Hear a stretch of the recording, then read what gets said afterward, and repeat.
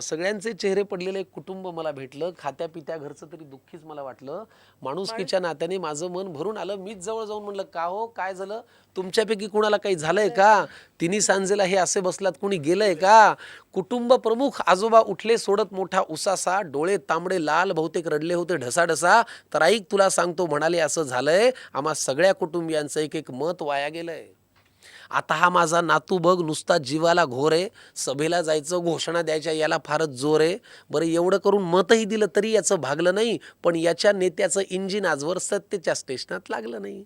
मग ती सभा, ती गर्दी, तो आवाज, त्या घोषणा, त्याचं पुढे काय झालं? आणि असं करत याचं मत अनेक वर्ष वाया गेलं. आता या माझ्या दुसऱ्या नातवाची आणि त्याच्या नेत्याची सेम टू सेम लाईफ आहे. ना करियर में ग्रोथ है, ना जिंदगी में वाईफ है.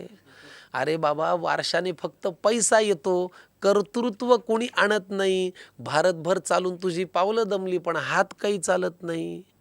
मग ते धोतर, ती काठी, तो चष्मा, ते आडनाव, त्याचं पुढे काय झालं? आणि असं करत याचंही मत बरीच वर्ष वाया गेलं. आता या माझ्या मुलाला बरं का राजकारणातलं फार कळतं.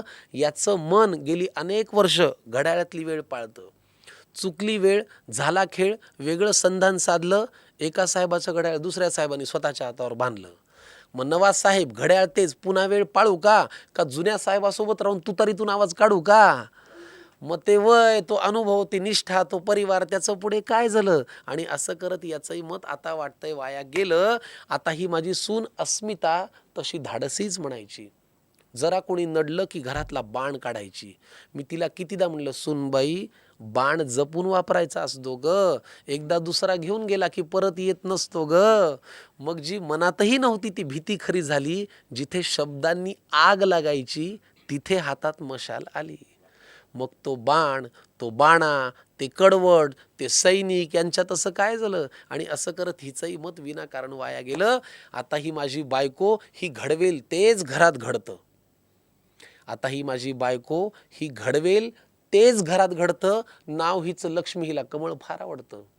मी लगेच पुढे विचारलं, माझी उत्सुकता त्यांना दिसली असेल. अहो कमळ जिथल्या तिथेच आहे, मग यांचं मत वाया गेलं नसेल.